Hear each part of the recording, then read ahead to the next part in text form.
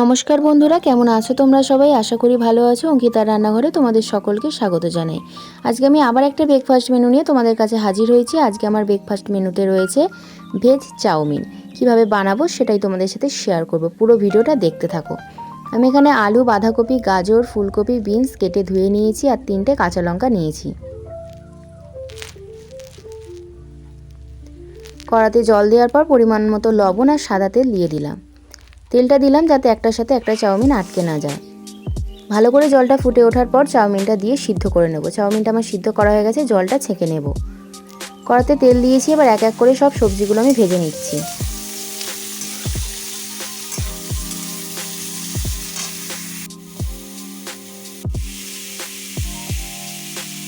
তেলেতে কাঁচা লঙ্কা দেওয়ার পর আমি চাউমিনটা দিয়ে দিচ্ছি। এবার ভাজা সবজিগুলোও দিয়ে দেব। ভালো করে মিশিয়ে নেওয়ার পর লঙ্কা গুঁড়ো আর গোলমরিচ গুঁড়ো দিয়ে ভালো করে মিশিয়ে নিয়ে আমি নামিয়ে নেব।